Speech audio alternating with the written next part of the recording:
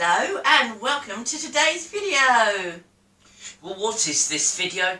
Well, you know how in the previous video I talked about how I'd walked the length of Hadrian's wall? Well, Dunk has also done the same thing, hence why he's got his gong actually on him.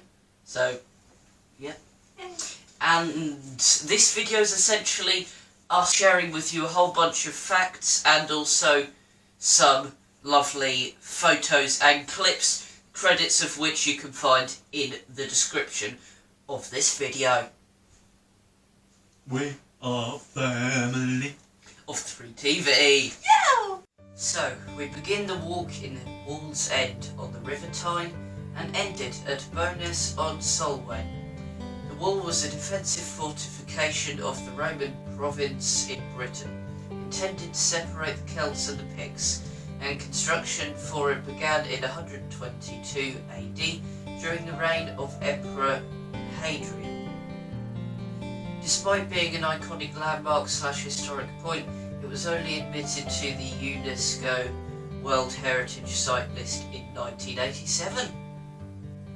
As we take off from Wall's End, we find Segedunum, the remains of an ancient Roman fort.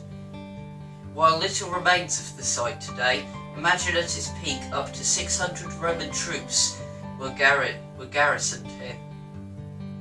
We then continue our journey past the Ousebourne River and Tyne Bridge and arrive at Hedden on the Wall, a village situated 9 miles west of Newcastle upon Tyne and is home to the longest surviving bit of the wall.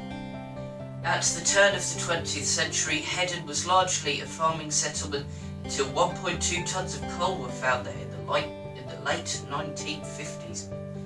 20% of the way along the wall we find this nice piece of countryside, complete with a footpath as well as a road to ensure the maximum varied amount of people could travel this picturesque route. Continuing along the route, there isn't much to write home about until we reach Plantree's Roman Fort and Colliford, the latter of which has a distinguishable cross erected at the roadside, which is in commemoration of the Battle of Heavenfield, where Welsh came against Northumbrians, but after a clear lead, lost. The nearby Clayton Museum exhibits a collection of artefacts that were discovered and excavated by John Clayton during the 19th century. The museum first opened in 1896, and although recently having had an update, it still contains many of the original ancient wonders.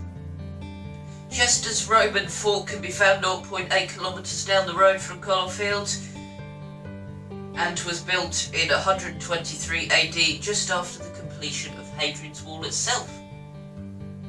At the 40% milestone, once again nothing much other than nice open fields and a few trees. Shoeing Shield Crags is 10.5 kilometres down the road. It's home to stunning scenery and a view you won't forget for some time. Houster's Roman fort then, around 2 kilometres along from the crags, was a powerful base for the Roman army back in the Empire's prime. The name itself, Versovium, actually translates to the place of effective fighters. What's this big hole in the ground, you ask me? Well, that's Caulfield's Quarry, obviously. Caulfield Quarry is a great location along the wall with outstanding facilities considering the location. It has a car park, a picnic site and loos, just to name a few.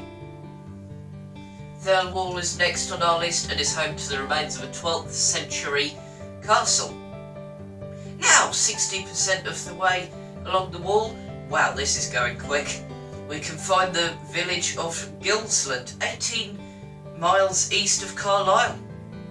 It's got all the local amenities you would expect, plus a section of the wall passing through the south of it. The way to Willowford Wall now, and upon arrival we can find 2 turrets and a bridge, which carried the wall across the River Irving. What makes this place so fascinating is the irregular application of its original design.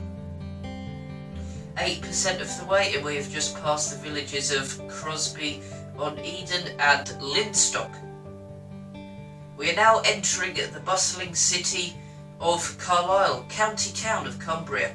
This is actually where we are going to be hiring something very exciting indeed a bit later on in the year, so look out for that series of videos. 27 kilometres east, and we have passed through multiple settlements. Now approaching Bowness on Solway, we conclude our journey with this tiny village, home to about 1,000 people. A railway viaduct was constructed here to assist the transportation of various ores from mines in Cumbria to Scottish ironworkers.